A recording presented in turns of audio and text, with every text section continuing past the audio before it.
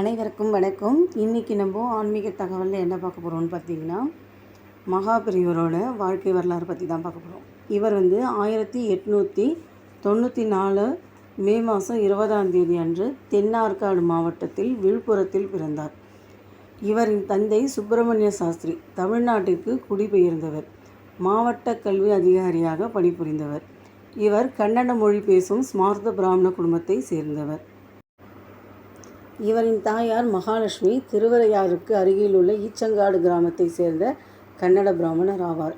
இவர்களின் இரண்டாவது குழந்தை மகாபெரியவர் என அழைக்கப்படும் சந்திரசேகர சரஸ்வதி சுவாமி ஆவார். இவருக்கு பெற்றோர் இட்ட பெயர் சுவாமிநாதன். தனது தொடக்க கல்வியை திண்டிவனத்தில் உள்ள ஆற்காடு அமெரிக்கன் மிஷன் உயர்நிலைப் பள்ளியில் பயின்றார். இவருக்கு 1905ஆம் ஆண்டில் திண்டிவனத்தில் உபநயனம் நிகழ்த்தப்பட்டது. 1906ஆம் ஆண்டு காமகோடை பீடத்தின் 66வது ஆச்சாரியார் ஸ்ரீ சந்திரசேகர சரஸ்வதி விரதத்தை கடைபிடித்து திண்டிவனத்திற்கு அருகில் உள்ள பிர்கல் என்ற சிறிய கிராமத்தில் முகாமிட்டிருந்தார். அப்போது ஆச்சாரியாரின் ஆசீர்வாதங்களை சுவாமிநாதன் பெற்றுக்கொண்டார். ஆச்சாரியார் மறைவுக்கு பின் சந்திரசேகர சுவாமிகள் தாய் வழி உறவினான 67வது ஆச்சாரியாக நியமிக்கப்பட்டார். இவர் உடல்நலம் குன்றியதால் சந்திரசேகர சரஸ்வதி சுவாமிகள் 1907ஆம் ஆண்டு பிப்ரவரி 13ஆம் தேதி காஞ்சி காமகோடி பீடத்தின் 68வது ஆச்சாரியாராக சந்நியாச சரஸ்வதி என்ற சந்நியாச பெயருடன் நியமிக்கப்பட்டார். பின்னர் வேதங்கள், புராணங்கள், பல்வேறு இந்து நூல்கள் மற்றும் பண்டைய இந்திய இலக்கியங்களுடன் நன்கு பயிற்சி பெற்றார். 1909ஆம் ஆண்டு 2 ஆண்டுகள் மடத்தில் தங்கி வேதங்களை கற்றுக்கொண்டார். பின்னர் 1911 முதல் 14 வரை அகண்ட காவேரியின் வடகரை கிராமமான மகேந்திரகிரியில் கற்றார். இவர் கணிதம், வானியல் மற்றும் பல விஷயங்களை கற்றார். இவர் ஆன்மீக பயணம் செய்து தனது அறிவை பரப்ப தொடங்கினார்.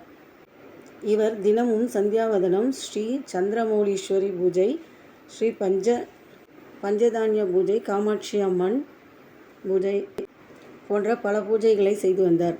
இவர் காமாட்சி அம்மனுக்காகவே தனது வாழ்க்கையை அர்ப்பணித்தார். இவர் 13 வயதில் மடாதிபதியாக பொறுப்பேற்று 80 ஆண்டுகளுக்கு மேலாக காஞ்சி மடத்தை வழிநடத்திய இவர் அத்வைத தத்துவம், வேத கல்வி மற்றும் கலாச்சாரத்தை இவர் போற்றி எளிமையான வாழ்க்கை வாழ்ந்த ஒரு ஞானி. இவர் ஒரு சந்நியாசிக்கு உரிய மிக எளிமையான கடுமையான கட்டுப்பாடுகளுடன் கூடிய வாழ்க்கையை வாழ்ந்தார். இவர் 1994ஆம் ஆண்டு ஜனவரி 8ஆம் தேதி தனது 100வது வயதில் காஞ்சிபுரத்தில் சித்தியடைந்தார். இவர் மகாபெரிவார் என்று பக்தர்கள் அன்போடு அழைக்கின்றனர். இவர் ஒரு நடமாடும் தெய்வமாக பக்தர்கள் போற்றப்படுகின்றனர்.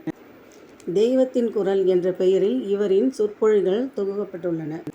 காஞ்சி மகாபெரிவர் அருளிய மிக எளிமையான பரிகாரங்கள்: பண பற்றாக்குறை, வறுமை நீங்க, கோபூஜை, பசுவிற்கு அகத்திக்கீரை, வாழைப்பழம் கொடுத்து பசுவின் கால்களை வணங்குவது 16 பேர்களையும் பெற்றுத்தரும். அடுத்து அன்னதானம், பசியோடு இருக்கவர்களுக்கு உணவளிப்பது மிகப்பெரிய புண்ணியத்தை சேர்க்கும். உடல்நல கோளாறுகள் நீங்க, நோய்கள் நீங்க, மஞ்சள் பரங்கிக்காய் தானம் கோவிலில் அல்லது ஆன்மீக மையங்களில் பகல் வேளையில் முழு மஞ்சள் பரங்கிக்காய் தானம் செய்ய குடும்பத்தில் உள்ள தோஷங்கள் மற்றும் தீராத உடல்நிலை பிரச்சனைகள் நீங்கும். நினைத்த காரியம் நிறைவேற விநாயகர் வழிபாடு: தினமும் அதிகாலையில் விநாயகருக்கு அருகம்புல் சாத்தி நெய் தீபம் ஏற்ற வழிபாடு செய்ய தடைகள் நீங்கி காரியம் சித்தியாகும். மன அமைதி பெற பிரணவ மந்திரம், இதயத்திலிருந்து எழும் ஓம் என்ற ஒளியை தியானிப்பது, ஓம் நம சிவாயா, ஓம் போன்ற மந்திரங்களை உச்சரிப்பது.